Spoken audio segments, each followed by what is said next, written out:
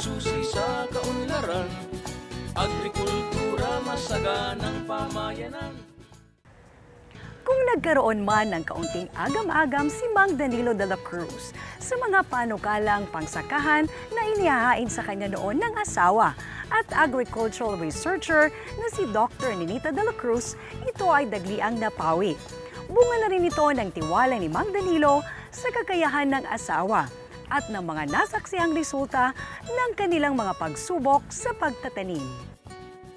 Ang bahaging ito ay handog sa inyo ng Masinag Liquid Fertilizer, a quality product of Revolutionary Solutions, Technologies and Products Incorporated.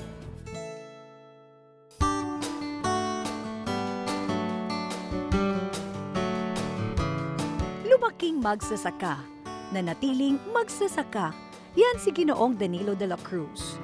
Meron kaming siguro mga 2 hectares. Bilang isang rice farmer na matagal na ang karanasan, alam ni Mang Danilo ang pasikot-sikot sa pagsasaka. Pakay ng sinumang magsasaka ang mapababa ang kanyang gastusin, kasabay ng mataas na ani at dagdag na kita. Ang karamihan lang na magagastos mo dito doon sa pataba, yun ang malaking pinagkakagastusan. Dati nakaka 8 bags kami. Ngayon, nung lumabas itong masinag technology, medyo tinry namin, nag-reduce kami ng 6 bags. Nakumbinsi siya ni Dr. Ninita de la Cruz na subukan ang bagong teknolohiya. Natuklasan niya ang bentahe ng likidong masinag. Noong una ay bahagi lamang ng kanilang palayan ang sinubukang gamitan ng masinag.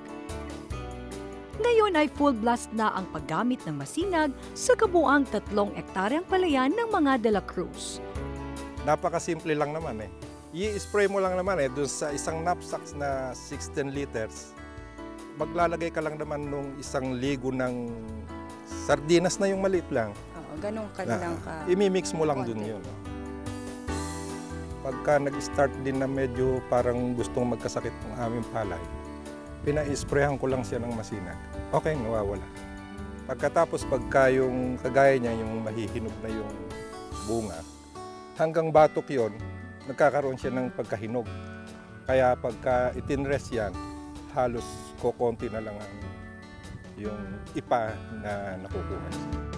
Ngayon ay nakakapag-ani na ng higit sa dati si Mang Danilo.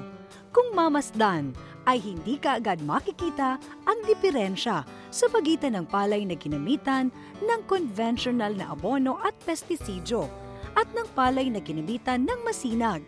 Subalit sa punto ng gastusin, 50% ang natitipid ng magsasaka sa masinag. At wala pang 1 buwan ay maaari nang i-transplant ang mga binhing laki sa masinag.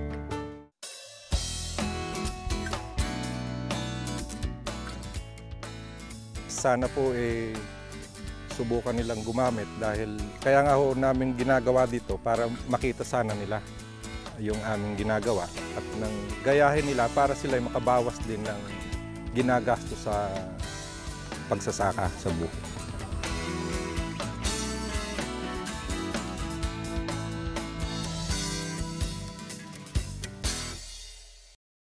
Sa mga susunod na eksperimento ni Dr. de la Cruz, natitiyak namin na walang pag-aalinlangang pakikinggan siya ni Mang Danilo. Ngayon naman, subaybayan natin kung paano niluluto ang malunggay cordon bleu gamit ang masustansyang malunggay.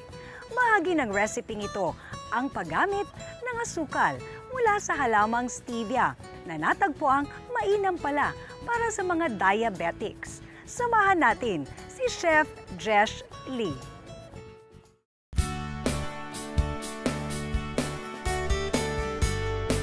Good morning po sa inyong lahat. Bali, ang recipe po natin ngayong umaga ay malunggay cordon bleu.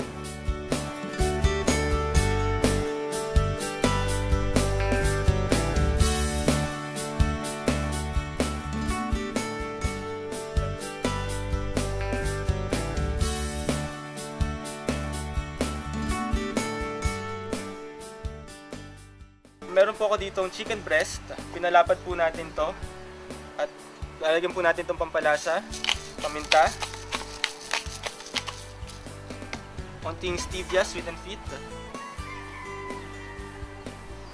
Slicein po natin ang ating kesong puti into dice. Sunod ang malunggay.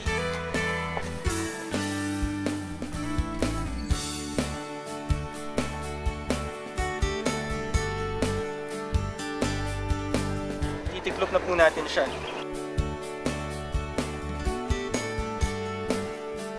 Tutusukan na po natin ang bamboo skewer. Magdadagdag po ulit tayo ng malunggay.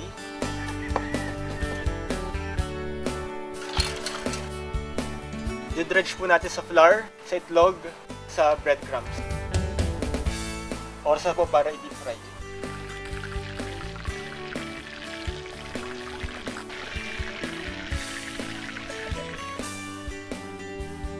So after po natin ma-brown ang ating cordon bleu, i-prepare na po natin ang ating sauce. Mag-melt po tayo ng butter. Next, ang onion. Lagyan po natin ng onting asin at pepper. Next, garlic. Durugin po natin ang kalabasa. Lagyan na po natin ang ating chicken stock. Ang ating onting pampatamis at pampaninam ng sweet and fit.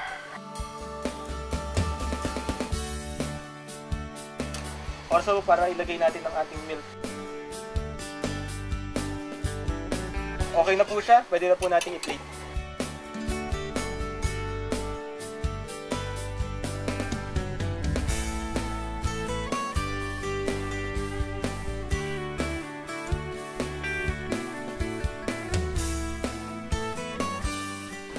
Okay po, so tapos na po ang ating dish, ang malunggay cordon bleu natin with kalabasa gravy.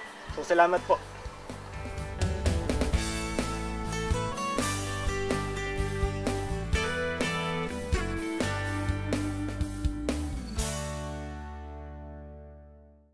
Maraming salamat, Chef Jesh Lee. Yan ang aming unang episode. Samahan ninyo kaming muli sa susunod na Sabado, alas 6 hanggang alas 6:30 ng umaga dito sa PTV4. Ako po si Nina Taduran para sa Agrikultura, etc. Agrikultura ang susi sa kaunlaran. Agrikultura masaganang pamayanan.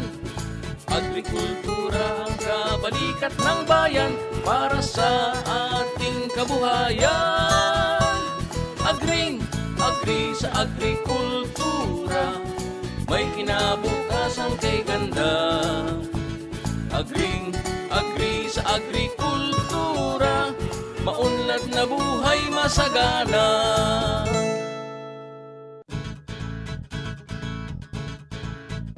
Agrikultura ang susi sa kaunlaran. Agrikultura masaganang pamayanan.